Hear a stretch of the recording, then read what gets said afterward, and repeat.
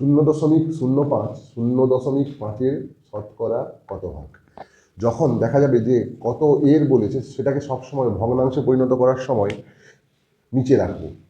0.05 ওপরে থাকবে, যেহেতু 0.5-এর বলেছে তাই 0.5টাকে নিচে রাখবো, এবং শতকরা বলেছে তাই গুণিতক 100। খুব সহজে হয়ে গেল, তাই না? এটাকে এবার ক্যালকুলেশন করলে উত্তর। আমি দশমিকটাকে নিচে বাদ দেবো, মানে ওপরে সবসময় কি দশমিকের পর একটা অঙ্ক ছিল তাই ওপরে কি গুণ করবো, একটা 10 গুণ করবো, দশমিকের পর একটা অঙ্ক ছিল, আর এখানে দশমিক কাটবো না, দশমিকের পর দুটো অঙ্ক ছিল তাই নিচে 100 গুণ করবো, একের পর দুটো শূন্য, তাই এটা কেটে গেল। তাই এখানে থাকছে কত, 5কে 5 দিয়ে ভাগ করলে 1 সমান 10%। Option C. এরপরের অঙ্কে যাই। এরপরের অঙ্কে কি বলেছে, একটি চেয়ারের দাম 800 টাকা থেকে কমে 560 টাকা হলো, কমানোর শতকরা হার কত? সবসময় মনে রাখবে, যত দাম ছিল সেটা সবসময় হরে বসবে। আগে দাম কত ছিল, 800 টাকা, কমেছে কত, যেটা কমেছে সেটাকে লবে বসাবো। তাহলে কমেছে কত বিয়োগ করে নিই, 800 বিযুক্ত 560। 800 থেকে 560 বাদ দিলে কত হয়, 800 থেকে 560 বাদ দিলে হয় 240। এটাকে লবে রাখবো। সবসময় শতকরায় প্রকাশ করতে, যেহেতু বলছে শতকরা হারে প্রকাশ করো, শতকরা হার কত, সবসময় ভগ্নাংশে পরিণত করে গুণ করতে। আমি আগের ক্লাসেও বলেছি সবসময় ভগ্নাংশে পরিণত করে 100 দ্বারা গুণ করতে। এবার 100 দ্বারা গুণ করবো, ব্যাস হয়ে গেল। 0 0 কাটলো, 0 0 কাটলো, 8 1 8, 8 3 24, 30%। Option A. Option A 30। একটি বাক্সে 400টি ডিম আছে, এর মধ্যে 8 ডজন ডিম নষ্ট হয়ে যায়, ওই বাক্সে ভালো ডিমের শতকরা হার কত?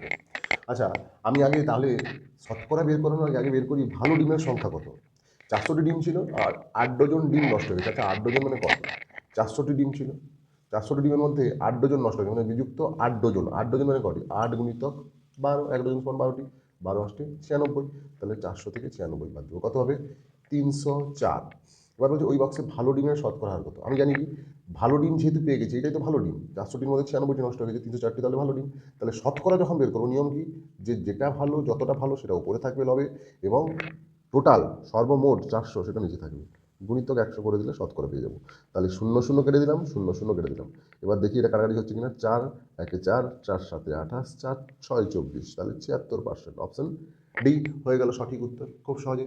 একটি ছাত্র কোনো সংখ্যাকে 5-এর 2 দ্বারা গুণ করার পরিবর্তে 2-এর 5 দ্বারা গুণ করলো, তার ভুলের শতকরা হার কত? তাহলে 5-এর 2 দ্বারা গুণ করতে হতো, কিন্তু গুণ করেছে 2-এর 5 দ্বারা।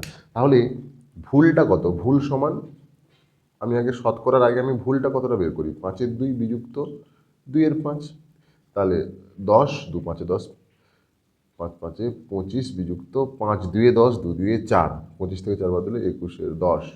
আমরা কি বলেছি, প্রথম যতটা ভুল সেটা লবে থাকবে, বাই যেটা আগে ছিল, মানে যত দ্বারা গুণ করতে হতো, মানে 5-এর 2 সেটা নিচে থাকবে, গুণিতক 100। ব্যাস, এটাকে ক্যালকুলেশন করলেই অ্যান্সার চলে আসবে। কী করে? এবার দেখো, লবে 21-এর 10 আছে, লিখে দিলাম।